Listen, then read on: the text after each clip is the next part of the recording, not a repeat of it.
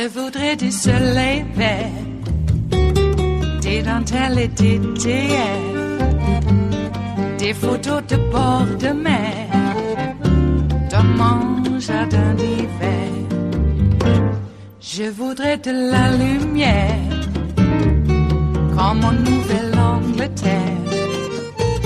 Je veux changer d'atmosphère, dans mon jardin d'hiver. Ma robe à fleurs, sous la pluie de novembre, tes mains qui courent, je n'en peux plus de t'attendre. Les années passent, qu'il est loin, là je tombe. Nul ne peut nous entendre. Je voudrais du Fred Astaire, revoir un latte. Well, it may seem like light years ago that news broke that President Trump wanted to buy Greenland. Such is the nature of the news cycle in the Trump era, it was actually just 2 weeks ago. Greenland is notably not for sale. It's also technically part of the Kingdom of Denmark. The whole bizarre story prompted Conan O'Brien to make the trip over to Greenland. Watch. Do you mind if I say a quick prayer? Yeah. Dear God, may Greenland soon become part of the United States, whether they want to or not. Amen. Hey kids, you have a good day at school today? What did you learn? Nothing. You're gonna love America. You're gonna love America. Conan O'Brien's new special, Conan in Greenland, premieres tomorrow night at 10, 9 Central on TBS. He joins me now from Los Angeles with a preview. When you first heard that President Trump wanted to buy Greenland, I kind of thought it was a joke. And, of course, it turned out to be real. What made you decide you should go there? Well, first of all, Trump is a real estate man, President Trump. He knows real estate. And so, the media likes to mock a lot of his ideas. I thought there could be something here. Right. And a lot of people like yourself were making jokes. And I thought, why make jokes? Someone should go there. Someone responsible, someone revered, someone trusted should go to Greenland, kick the tires on this deal, and see if we can make it happen. Yeah. So I jumped on a plane, and I got there, and I looked into it, because that's what I do. Yeah. By the way, I should point out, I was in Greenland years ago doing a story on climate change. I pooped in a shigloo. Have you ever done that? That's what, an igloo. Are you okay, Anderson? Is it the beard? What's going on with you? Are you having a breakdown of some kind? What's wrong with you? By the way, it looks good. You look like a very tidy wizard. It's not really much. It's all I can do in 9 days off. No, it looks like you briefly dipped your chin into a sugar bowl. It looks fantastic, though.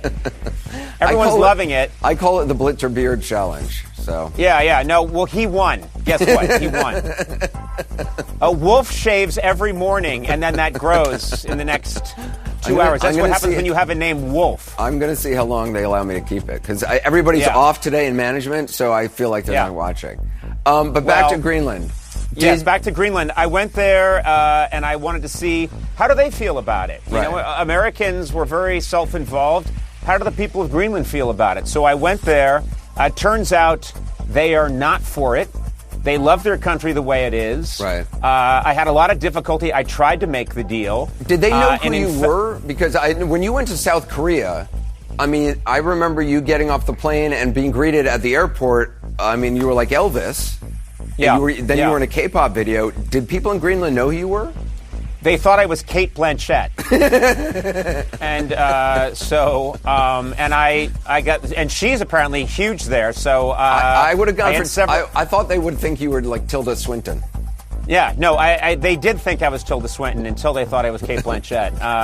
I'm a shapeshifter. What can I say? Yeah, because of some did not, but a lot of younger people do because of YouTube. So they knew, and they actually, what's interesting is I announced on my show I'm going to Greenland, so they knew that I had said I was going to come. Right. What's amazing is how surprised they were that I actually came.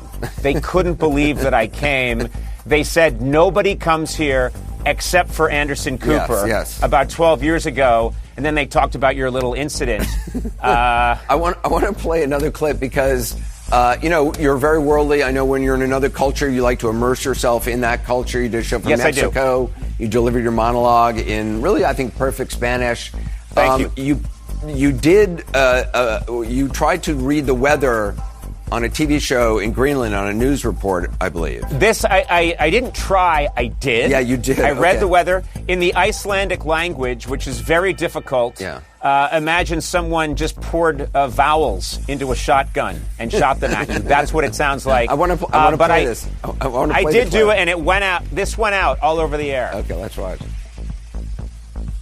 Good evening. I'm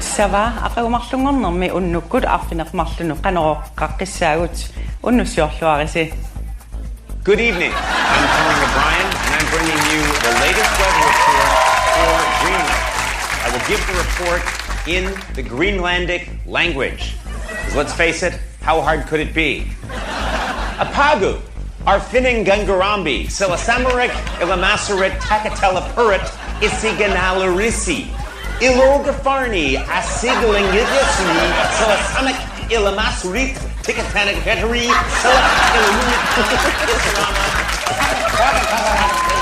Gugi, Kikani, Ilabuk, Sequinapod, Konami, Nairmon, Saiganis, Suratugu, Konami, Naisaramasug, Ilumi, Inguralani, Sensulis, Sarasuluni, Pegasilimic, Sakarati, Anarak, Saradumik, Anasiratinga, Saxkidid, Tilituga, We left it early. Wow.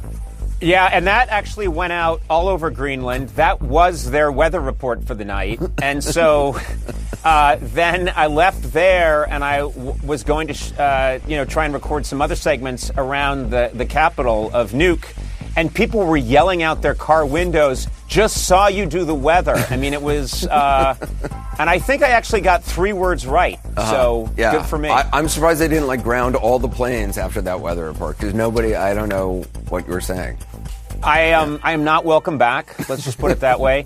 I did manage when I was there to visit a real estate office because I really wanted to make this happen. I visited government officials. I attempted to bribe them. That'll be in the special.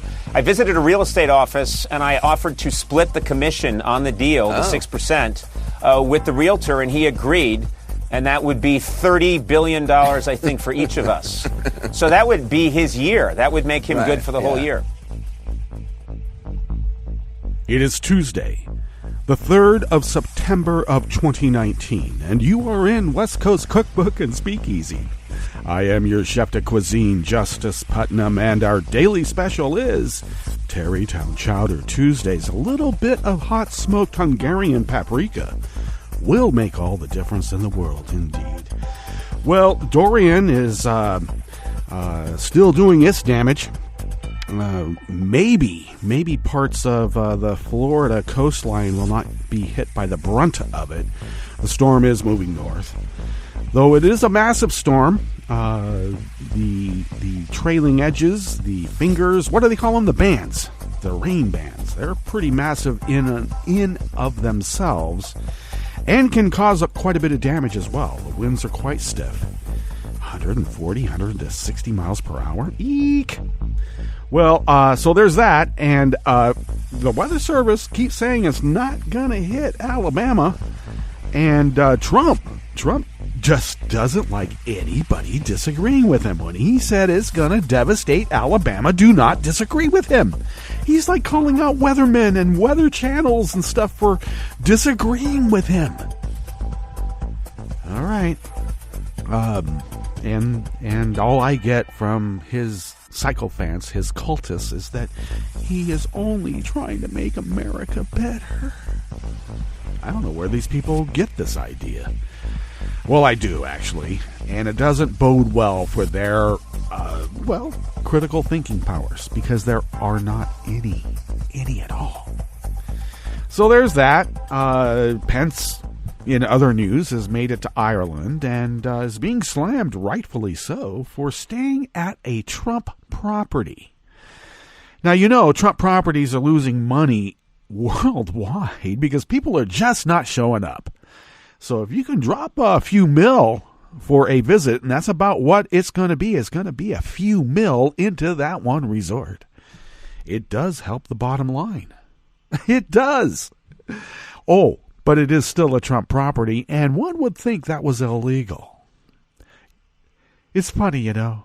I keep hearing about black identity extremists and how criminally organized they are. The abject avoidance of the rule of law. And liberals just want criminals to run everything. It's just so much projection. So much. The criminal enterprise is being run right out of the Oval Office.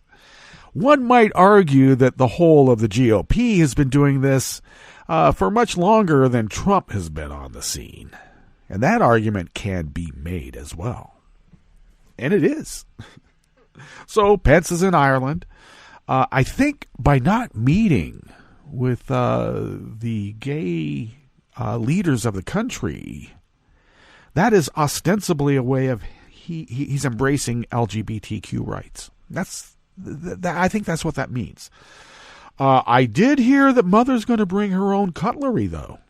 So, yeah, I bet that's going to go over well with protocol. I bet. Well, in other just devastatingly sad news as well, you know, we have all the gun violence going on in the world. Well, in America. And in the world too, but America specifically, we have an epidemic of gun violence. So with all of that and all the other things that go on in the world, you know, a maritime tragedy off the Ventura coast of Southern California might just slip under the radar, or just like, oh, it's just one of those things. But 39 people were on a boat. No one calls it boats. Regardless, it was a fairly large craft to be able to accommodate 39 people. I believe that would include the 5 crew members. So 34 with the 5 to 6 crew members brings it to 39, and with sleeping quarters could accommodate that. And something happened as the crew was getting underway.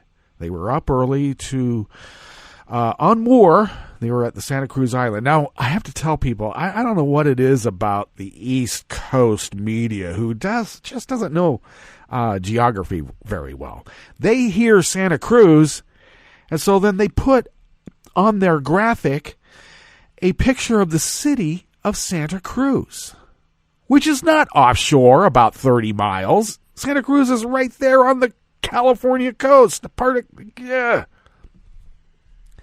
Anyway, it's all the way in Southern California near Santa Barbara. Please get that graphic correct. It's not in Northern California. The Santa Cruz Islands are down in SoCal.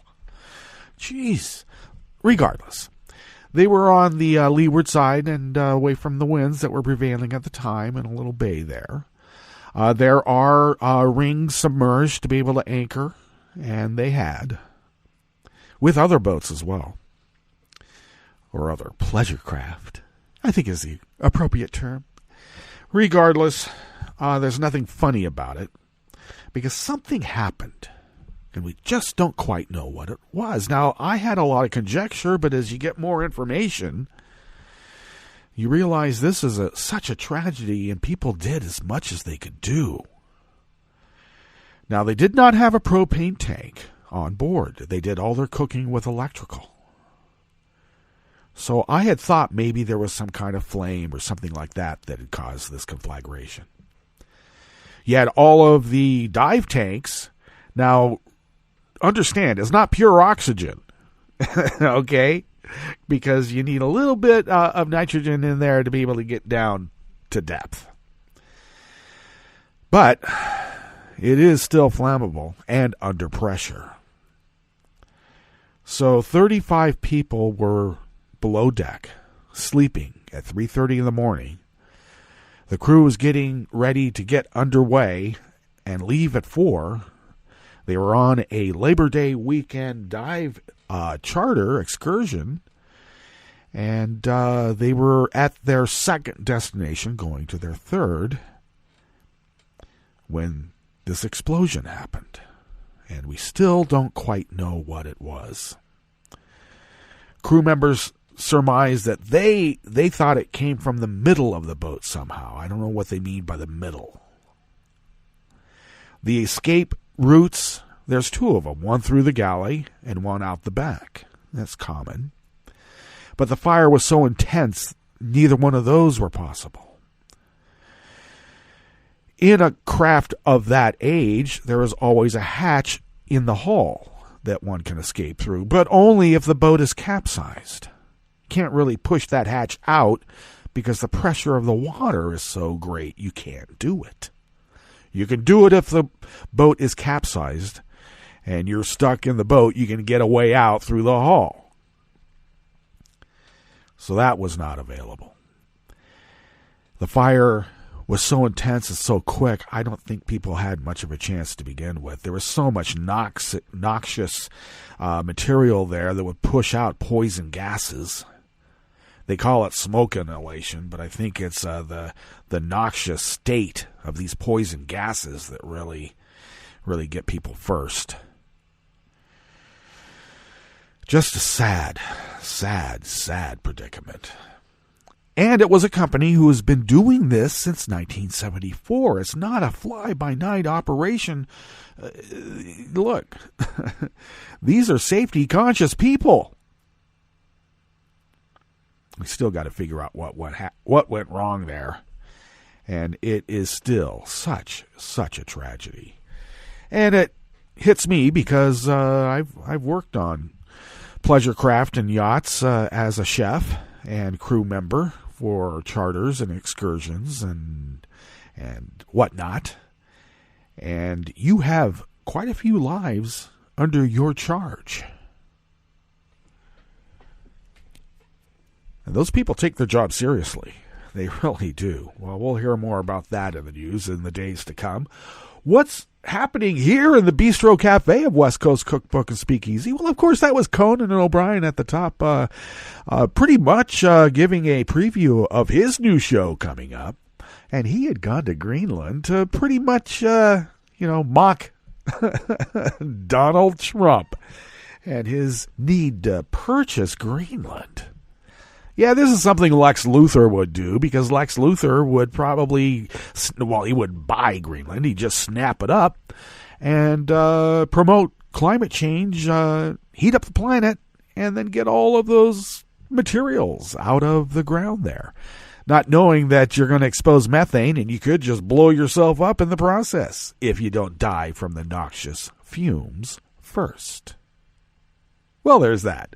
On the rest of the menu, well, Trump spent Labor Day attacking workers, Social Security, and government itself. Well, he said he's going to drain the swamp. That Harvard freshman from Lebanon who was previously denied entry into the United States because of his friend's social media post arrived on campus yesterday just in time for his first classes today. And a mysterious kidney disease may be the first pandemic caused by climate change. After the break, we then move to the chef's table where the new U.S. ambassador to Mexico stirred up a hornet's nest as she attacked Mexican icon Frida Kahlo. You just don't do that. Don't say anything bad about Frida. And why would you? Oh, you think it's all about economics, do you? And Russian police detained Putin opposition activist Lyubov Sobol after a weekend protest in Moscow. All that and more on West Coast Cookbook and Speakeasy. Bon appetit.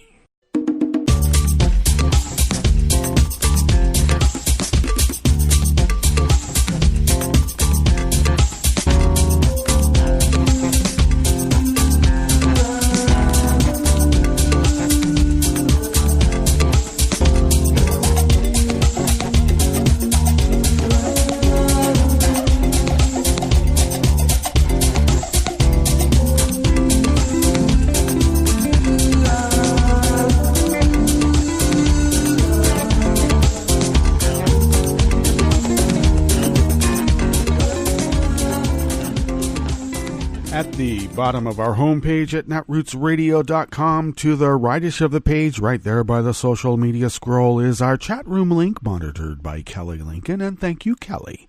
To the leftish of the page from the chat room link, at the bottom of our homepage at netrootsradio.com, is our Patreon link, and do please become a recurring Patreon of Netroots Radio. We are always in dire need of some extra funds to pay our bills and to accumulate funds to be able to purchase newish equipment, since we've been doing this continuously for 8 years. 24/7, 365, continuous resistance radio. And your generosity has allowed us to fulfill our civic duty, and we appreciate that very, very much. I hate to be crass, but keep it up, please. If you would like to follow Netroots Radio on Twitter, you can do so by going to @NetrootsRadio. Tom takes care of that, and we are always grateful that he does. I take care of @JusticePutnam. You can follow me there. And I also post the show notes and links diary on Daily Codes about 10 minutes before showtime, and then get that out on social media through the link process as well.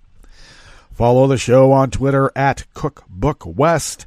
Pick up podcasts by way of Spreaker, Stitcher, TuneIn, iHeart, YouTube, iTunes, and wherever podcasts can be found. Indeed.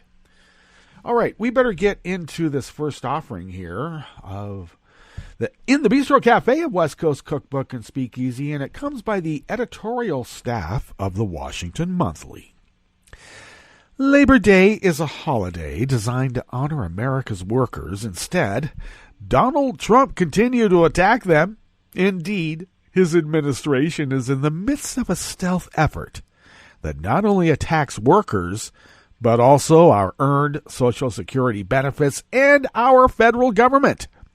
The long-term goals of Trump and his congressional allies are to destroy the labor movement, wreck the federal government, and end Social Security. That may sound hyperbolic, but it's not. Trump's latest stealth attack is not only anti-union, it will eventually make it so difficult to access Social Security benefits that some beneficiaries, particularly those attempting to qualify for their earned Social Security disability benefits, might not ever receive them. Others will eventually claim their benefits, but only after an unnecessarily burdensome process of visiting field offices that are rarely open and have hours-long lines when they are. For Republicans, that's all according to plan is a feature, not a bug. Trump and his congressional allies are intentionally breaking our government so they can turn around and say that it doesn't work, and why not let Vlad run it? Why not? Trump's war on workers is extremely well documented. It is perhaps best illustrated by his anti-worker nominees to be labor secretary. It's a pack of wolves in the henhouse. The first nominee was guilty of scores of labor law violations and forced to pay millions of dollars in settlements to workers he cheated. He was ultimately rejected because even many Republicans decided that they couldn't vote for an ethically challenged nominee who was also an accused domestic abuser. Trump's second anti-worker nominee was Alex Acosta, best known for his sweetheart deal with the billionaire pedophile Jeffrey Epstein. His current acting Secretary of Labor is, if anything, more anti-worker than the first two, and his newest nominee for the job has spent his entire career defending businesses seeking to roll back labor protections. Trump's war on the federal government is also well documented. His administration is upending the lives of career civil servants by telling those based in Washington, D.C. to move to the Midwest, and those based around the country to relocate back to Washington, D.C. Just before the beginning of the school year, these workers have been given virtually no time to decide if they will relocate or resign, and this is having the desired effect. Most are quitting. The Trump administration's actions are intended to shrink government to the size where they can, in the words of Republican activist Grover Norquist, drown it in the bathtub. Trump's hostility to Social Security and Medicare is equally clear. He recently floated a proposal to reduce Social Security's funding. Days later, he gloated over his intentions to cut Medicare as a fun second-term project. The American people did not vote for these benefit cuts. In fact, Trump ran on a promise to protect Social Security and Medicare. This was a shrewd political strategy, given that voters of all political stripes strongly value our Social Security and strongly oppose cutting its modest but vital benefits. They strongly value our Medicare as well, but as with his promise to raise taxes on the rich to provide quality health care for everyone, even to act presidential, Trump has done the exact opposite now that he's in the White House. Now, federal workers are fighting back in the courts. Their Democratic allies in Congress are seeking to come to their aid, but they do not control the White House and the Senate. The only way to protect the hard-working civil servants at Social Security and thereby protect our Social Security and Medicare is to make Donald Trump a one-term president.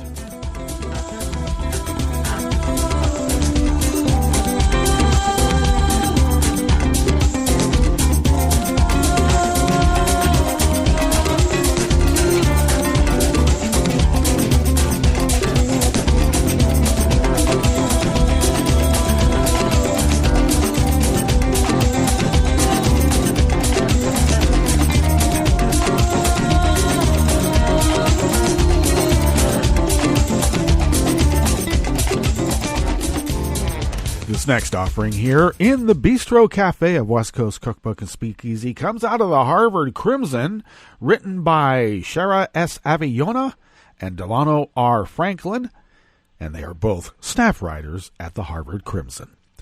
Harvard freshman Ishmael B. Ajawi, class of 23, who United States border officials turned away 10 days ago, arrived on campus yesterday, Monday, in time for the start of classes today, Tuesday.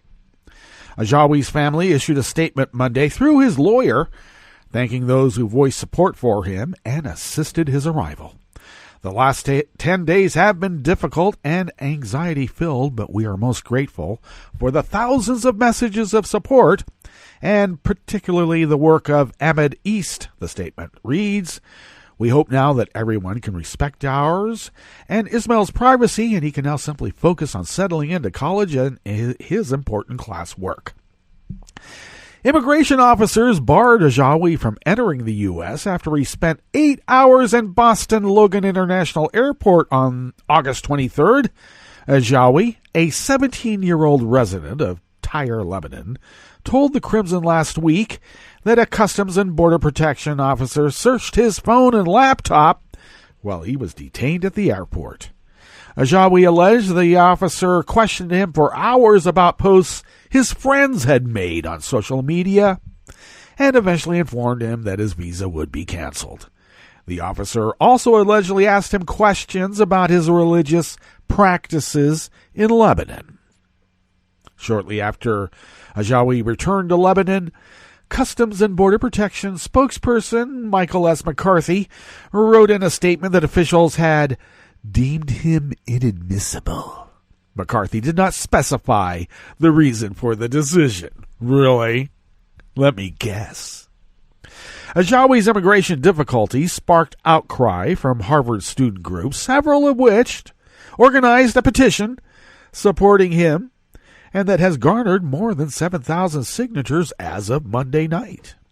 Ajawi's story has also drawn international media attention and elicited statements of support from several organizations, including the United Nations Relief and Works Agency for Palestine Refugees in the Near East and the Foundation from the Individual Rights in Education. Staff from both Harvard and Ahmed East, a scholarship organization sponsoring Ajawi's education, worked with federal officials to ensure he could matriculate on time. Now, this also comes on the heels of the Trump administration backtracking on their order to deport severely ill immigrants living in this country at our request to have treatment for their conditions and be part of medical research. They had to backtrack on that. For now, the cruelty is held at bay, but only for now.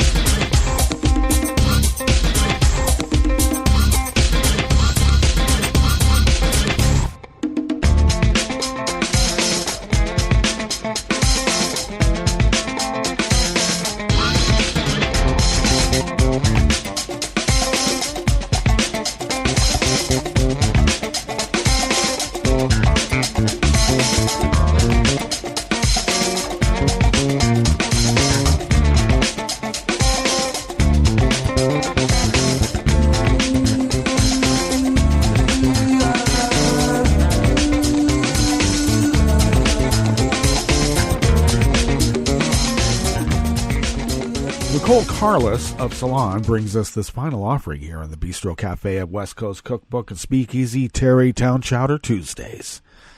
Climate change is expected to have devastating and tangible impacts on hundreds of thousands of people across the world, from exacerbating mental health problems to spreading infectious diseases. Doctors and researchers are sounding the alarm on a wide range of public health emergencies that are likely to emerge amid warnings of intensifying heat waves, prolonged droughts, and extreme floods. A mysterious form of kidney disease that has killed tens of thousands of agricultural workers around the world is just one of many ailments expected to worsen as a result of climate change. In a recent article published in the New England Journal of Medicine, Dr. Cecilia Sorensen, an emergency medicine physician who also teaches at the University of Colorado School of Medicine, called this unexplained kind of kidney failure a sentinel disease in the era of climate change. The disease, described as chronic kidney disease, which is CKDU for short, grows with environmental exposures to heat and humidity. They are directly influenced by climate change, she said. It has made kidney failure the second leading cause of death in Nicaragua and El Salvador. The disease was first reported in the 90s when sugarcane cutters who toiled in plantations in Nicaragua, El Salvador, and Guatemala were filling up clinics with end-stage kidney failure. Many of these workers were seemingly healthy, often in their 30s and 40s. They didn't have the typical causes of kidney failure like high blood pressure or diabetes, or other factors that might explain why their kidneys were failing. As of 2012, the disease had killed an estimated 20,000 people. The disease's presence is now potentially global, Dr. Sorensen said, noting similar disease patterns have been observed in North America, South America, the Middle East, Africa, and India. It has also beset people who work outdoors in the U.S. in places like Florida, California, and Colorado's San Luis Valley. The true global burden of chronic kidney disease is unknown, however, because affected areas tend to have a poor health infrastructure, which leaves cases undetected or underreported, Dr. Sorensen said. But as temperatures continue to rise, it's likely this deadly disease will appear more frequently and devastate thousands of laborers worldwide. An estimated 125 million people were exposed to heat waves between 2000 and 2016, according to the World Health Organization, and this trend is expected to continue and to worsen. Nearly 3 decades after it was first discovered, doctors and researchers continue to struggle to unravel the clues behind this mysterious epidemic. Climate change is just one of many theories behind what's causing this deadly disease. Some doctors and researchers have attributed the disease to heat stress and dehydration, while others have proposed a correlation to drinking water contaminated with heavy metals or pesticides. Even earlier studies suggested homemade alcohol was the culprit. Though doctors and researchers continue to struggle to pinpoint the root of this mysterious epidemic, what we do know for certain is that chronic kidney disease is related to heat exposure and dehydration, Dr. Sorensen said, though she noted other factors may also contribute. We're living in an area when climate change is no longer a distant existential threat, she said. It is happening now, and it is affecting human health in profound ways. Well, that means we better get on to our break so we can, take that in a little bit, right? Okay, when we get back from our break, we're going to go through weather from around the world and finish up the stories that we have curated for you today. You are listening to West Coast Cookbook and Speakeasy, and we will be right back. You are listening to netrootsradio.com. Please hang up and try again.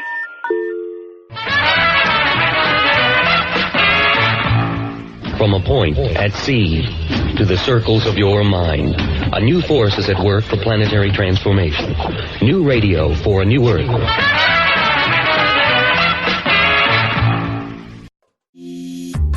This program is presented by the Centers for Disease Control and Prevention. In 2017, approximately 1 in 6 high school students reported a sports or physical activity-related concussion.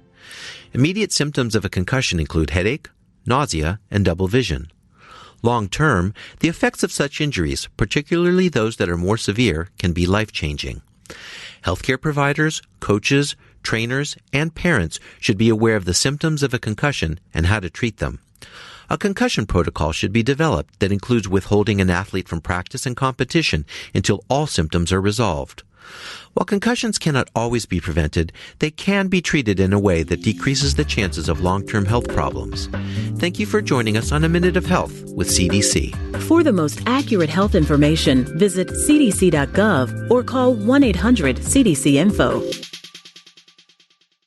This is an important message from the U.S. Department of Health and Human Services. After a storm or disaster, it's important to eat only safe food.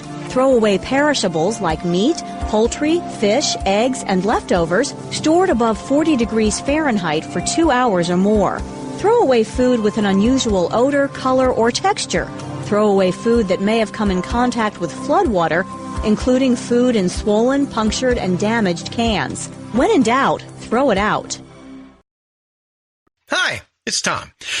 Could we humbly suggest your donation to netrootsradio.com? All we've got to run this 24-hour powerhouse of progressive resistance radio is what comes out of our own wallets. And you are our biggest donor.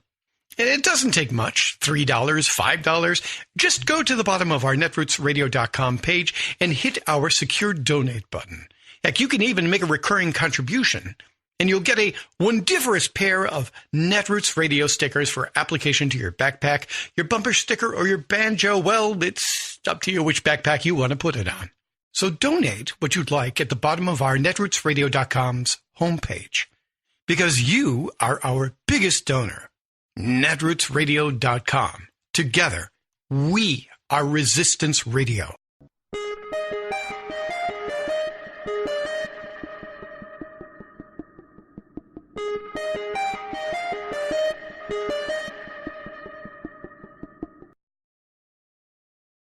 The 13th Amendment, ratified in 1865, that abolished slavery and involuntary servitude, has one enormous exception. I'm Bill Newman, and this is the Civil Liberties Minute. The exception is, and I quote the amendment, except as punishment for crime. And today, the United States, which has 4% of the world's population, has 22% of all the world's prisoners. As Brian Stevenson, founder of the Equal Justice Initiative and author of Just Mercy, writes in his contribution to the 1619 Project, quote, central to understanding the practice of mass incarceration and excessive punishment is the legacy of slavery. After the Civil War, Southern states passed the Black Codes, a series of laws that locked up and subjugated former slaves. Again, quoting Stevenson. Nixon's war on drugs, mandatory minimum sentences, 3 strikes laws, children tried as adults, broken window policing. These policies were not as expressly racialized as the Black Codes, but their implementation has been essentially the same. Stevenson points out that there is new language that has replaced the black codes: driving while black, sitting in a coffee shop while black, in a word, living while black. And in the same vein, he writes, quote, "It has been black people and brown people who are disproportionately targeted, stopped, suspected, incarcerated, and shot by the police." The Civil Liberties Minute is made possible by the ACLU because freedom can't protect itself. I'm Rick Smith, and this is Labor History in 2. On this day in labor history, the year was 1928. 300 musicians working in Chicago went on strike against 250 movie theaters. They were protesting their impending replacement by talking pictures. This was part of a nationwide wave of protests by the American Federation of Musicians. The union had amassed $1.5 million to fight laying off musicians who played at the movies. From the inception of cinema, Thomas Edison had hoped to merge sound and film. Since this did not happen in the early days of movies, the films used intertitles and had musical accompaniment. This music ranged from an orchestra in the large urban theaters to a single piano player in smaller theaters. Across the country, 75,000 musicians worked in movie theaters. This live music played an essential role in setting the mood of the film, building dramatic tension, and enhancing the movie-going experience. However, there was considerable difficulty matching other sound to film visuals. Western Electric and Bell Telephone produced the first commercially viable movie sound system. It hooked up a very large phonograph to a film projector. This was first used in the film Don Juan in 1926. But the next year, in October of 1927, the opening of the Al Jolson film The Jazz Singer marked the introduction of the first successful talking picture. Talking pictures were a boom to many comedic vaudevillian performers such as Jack Benny and the Marx Brothers, who could now translate their comedy onto film. As a result, musicians, members of the American Federation of Musicians, were no longer needed to provide musical accompaniment. By the end of 1928, nearly 2,000 theater musicians in the U.S. were unemployed. By 1929, nearly half of the nation's movie theaters had converted to sound. Like what you hear? Check out more at laborhistoryin2.com. I read the news today, oh boy. It's time for Nicole Sandler's What's News from NicoleSandler.com and the Progressive Voices Network. She rides the eye of the hurricane. As of Tuesday morning, Hurricane Dorian is still in the Bahamas. The now Category 3 storm pretty much parked itself over Grand Bahama Island after making landfall Sunday night. It's already killed 5 people, with that number expected to rise. It devastated the island with high winds and rain and destroyed an untold number of structures. As for what it does next, here's NBC's Bill Cairns. 120-mile-per-hour winds, still a Category 3, still a major hurricane. It's been that way for about 24 hours, stationary. But today, it's expected to finally begin to drift. We don't have a lot of rain bands in Florida. We expect this to stay primarily off the coast. So here's the forecast path. That's about 80 to 100 miles due east of the entire east coast of Florida. So we could still get some strong gusts. We could get scattered power outages, but we're not going to see the high winds at the beaches. We will see some rain squalls moving through here and there. Storm surge could still be a problem. You still have a big storm that's going to pile the water up. So if you have coastal interests, and that's why they had a lot of evacuations taking place. That's the reason for that. And you notice it doesn't really weaken much after this. They think it will remain a pretty strong storm all the way up parallel to the South Carolina coast. And overnight, the one thing that did change, if you have interest in South Carolina and eastern North Carolina, you still have the possibility of a direct landfall from a Category 2 hurricane, which is nothing to sneeze at, and will give you considerable damage, power outages, the potential for storm surge, and also a lot of heavy rain throughout those areas. And then our friends up here in Cape Cod have been staring at this lately, too. Right now, only Nantucket and Cape Cod is in that cone of uncertainty. Maine is out of it, but then it looks like it'll slam into Nova Scotia next weekend. If it were up to me, take away the guns. Labor Day weekend brought with it yet another uniquely American mass shooting. The man who killed 7 people in a rampage in Odessa and Midland, Texas, had been fired just a few hours before the violence began. But the FBI says the shootings didn't happen because he was fired, that the shooter was already enraged when he showed up to work. The man sprayed the road with bullets after police pulled him over on a traffic violation. He later hijacked a mail truck and shot people at random before police killed him. A 17-month-old girl and 3 law enforcement officers were among the 25 people injured. A horrific tragedy is unfolding off the Southern California coast, where the search and rescue effort to find survivors of a commercial diving boat fire is now a recovery mission. 39 people were on board the 75-foot-long boat Conception when it caught fire early Labor Day morning near Santa Cruz Island. Only 5 people, all crew members, have been found alive. At least 25 bodies have been found so far. Authorities described the fire as a hopeless situation because the ship was in open sea in the middle of the night with a raging, out-of-control blaze. If ever you need encouragement to keep making noise about the unconscionable actions of this administration, here it is. It works. Undocumented families hoping to defer deportation because of medical issues just got some, decent news for a change. U.S. Citizenship and Immigration Services said it will reopen some pending cases of those applying for relief from deportation because of medical issues. USCIS had told those families a few weeks ago that the agency was no longer considering such requests, except for certain military exceptions. That set off a huge outcry that caused the agency to slightly reverse course. Keep it up.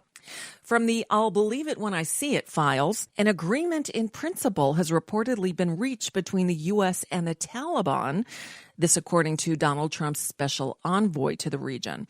The deal would see the U.S. pull almost all of its 14,000 troops from 5 bases across Afghanistan within 135 days. This if the Taliban keeps its end of the deal. If the deal goes through, it would end the longest war in American history, an almost 18-year-long conflict sparked by the September 11th attacks.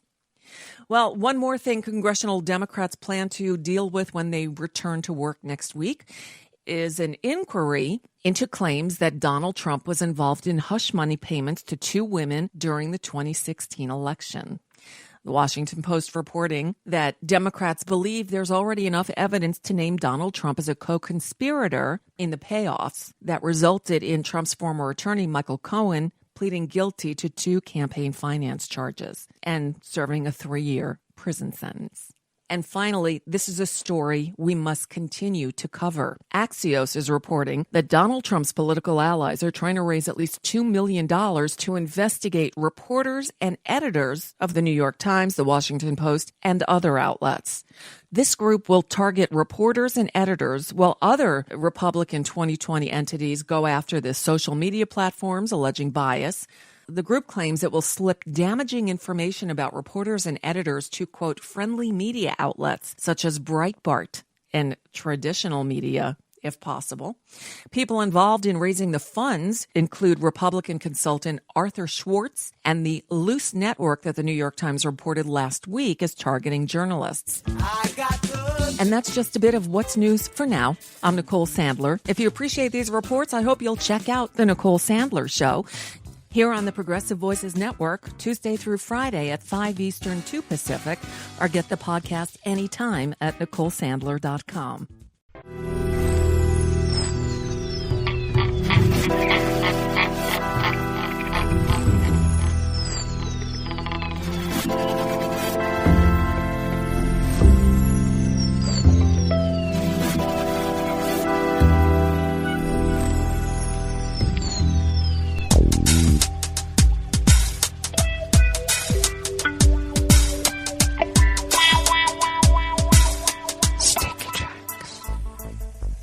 Thank you for accompanying us here to the Chef's Table at West Coast Cookbook and Speakeasy.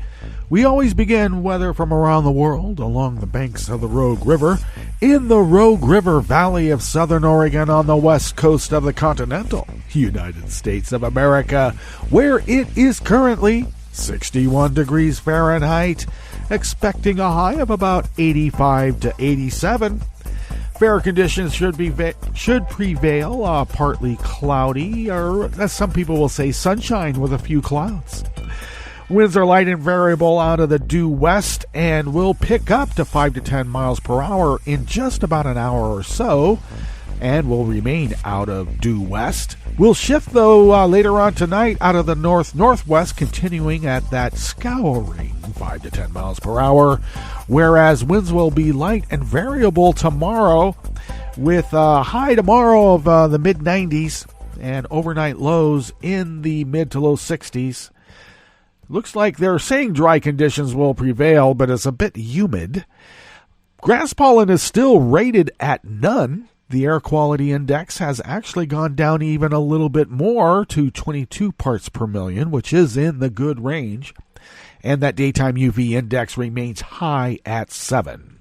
Barometric pressure is rising at 30.03 inches. Visibility is at 10 miles, and relative humidity is at 80%. So still tropical. Oh, it looks like we may have about a 60 to 70% chance of rain coming Thursday with some lightning and thunder. But that's a couple of days out, subject to change, but we can always hope. And we do. Weather from around the world is brought to you by people's personal weather stations that they purchased. These people planted these purchased personal weather stations somewhere on their property, and these people positively live around the world. London is 71 degrees and partly cloudy. Paris is 75 and sunny. Rome is 90 degrees and fair with a heat advisory. Kiev is 87 and fair. Kabul is 80 degrees and fair. Hong Kong is 82 degrees with a light rain shower, and it looks like an 80% chance of cracked heads again today because of the protests. Tokyo is 75 degrees and cloudy with it looks like a heat advisory. All right, take care there. Sydney, Australia, in the dead of winter, is 54 degrees and clear. San Francisco, California, is 58 and mostly cloudy. And New York is 75 degrees and summer sunny still. So that is weather from around the world, brought to you by people's personal weather stations that they purchased. These people planted these purchased personal weather stations somewhere on their property, and these people positively live around the world.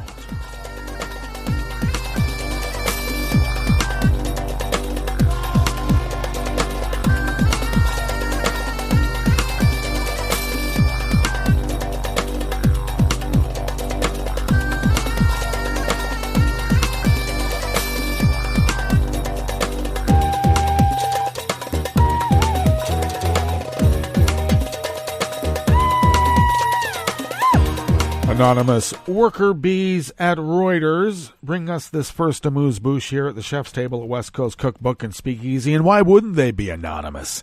Trump is getting millions and millions and millions of dollars to go after reporters and their families and dox them and put out some, according to him, really bad information on these bad reporters. So who wants to be out in as the face of a journalistic endeavor now?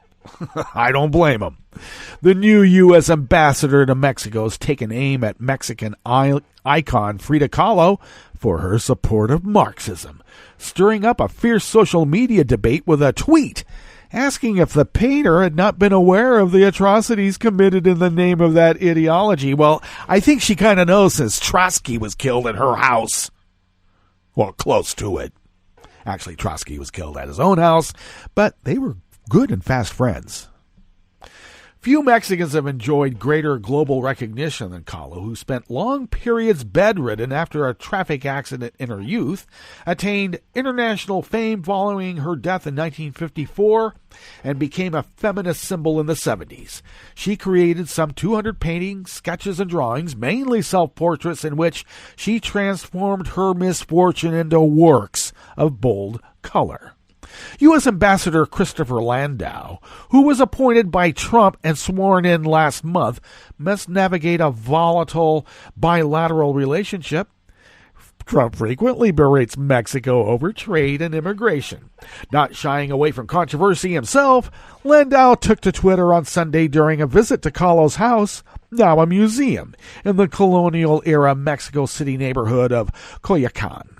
I admire her free and bohemian spirit, and she rightly became an icon of Mexico around the world. What I do not understand is her obvious passion for Marxism.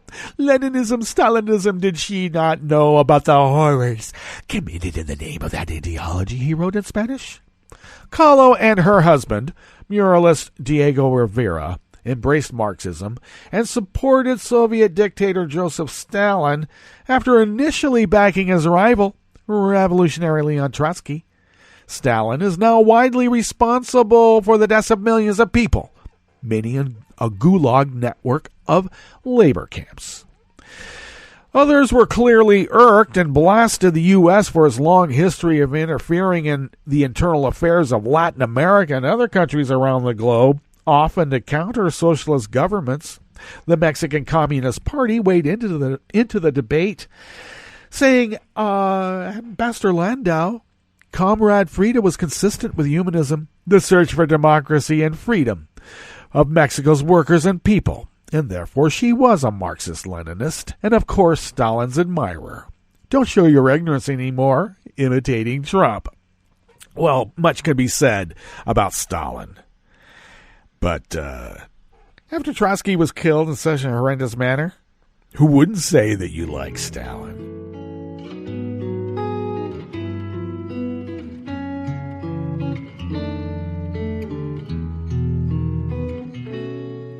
Je te donne seulement l'amour pour la vie entière, la promesse de me trouver à tes genoux. Aussitôt que tu m'appelles, rester toujours fidèle, c'est tout, c'est tout. Je te donne tous mes printemps, mes étés de mer, mes automnes quand les feuilles tombent partout. Si ce n'est pas une bonne affaire, je te donne tous mes hivers, c'est tout. Tom Balforth and Andrew Osborne bring us this final amuse-bouche here at the chef's table of West Coast Cookbook and Speakeasy. A Russian court sentenced a blogger to 5 years in jail on Thursday after convicting him of inciting violence against the children of police officers and charged 2 Kremlin critics with organizing an illegal protest. The court action follows a summer of opposition protests demanding free elections to Moscow city legislature on the 8th of September, the biggest sustained protest movement in the Russian capital since 2011 to 2013. Protesters have demanded that a slew of opposition-minded candidates be allowed to take part in the election, something the authorities have refused, citing a lack of necessary signatures in the support. The opposition contests this. The authorities have allowed some opposition protests, but declined to sanction others. Police have detained more than 2,000 people at various rallies since mid-July, opened criminal cases into a dozen people over mass unrest, and handed down short jail terms to scores of activists. Moscow court found blogger Vladislav Sinista guilty of extremism after he wrote a Twitter post on the 31st of July that suggested police officers who used violence against protesters might find their children targeted. Well, that's not a good thing to say. And prominent Kremlin critic Lyubov Sobol and journalist Ilya Azar said on Tuesday today they had been charged with organizing last weekend's protest, an event the authorities regarded as illegal. Both were briefly detained by police and then freed late on Monday. I'm not scared. I do not plan to give in, Sobol wrote on Facebook after her release, saying police had detained her as she walked out of a shop. We will continue to follow this story as it develops, and we are at the end of our broadcast period for the day. But you do know that Netroots Radio is going to broadcast on.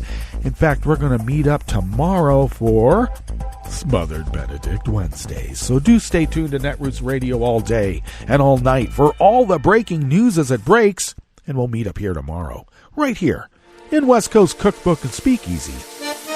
Bon appetit.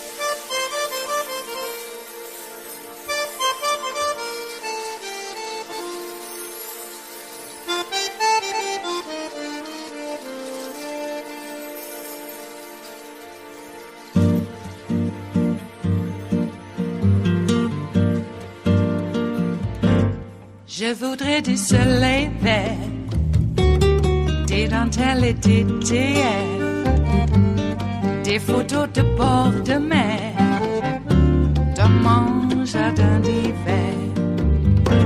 Je voudrais de la lumière, comme en Nouvelle-Angleterre. Je veux changer d'atmosphère, dans mon jardin d'hiver. Ma fleur sous la pluie de novembre, tes mains qui courent, je n'en peux plus de t'attendre. Les années passent, qu'il est loin, là je tombe. Nul ne peut nous entendre. Je voudrais du Fred Astaire, revoir un latte Goël. Je voudrais toujours te plaire, dans mon jardin d'hiver. Je veux déjeuner par terre, comme au long de golfe clair, t'embrasser les yeux ouverts, dans mon jardin d'hiver.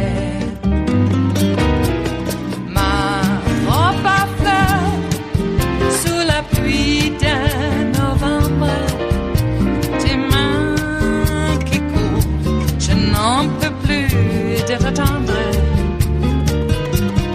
Les années passent, il est loin, là je tombe.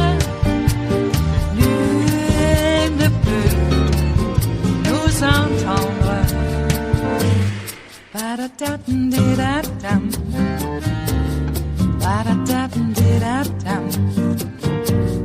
Ba-da-da-dum-di-da-dum. Dans mon jardin d'hiver. Ba-da-da-dum-di-da-dum. Ba-da-da-dum-di-da-dum. Ba-da-da-dum-di-da-dum. Dans mon jardin d'hiver. Dans mon jardin d'hiver. Dans mon jardin d'hiver.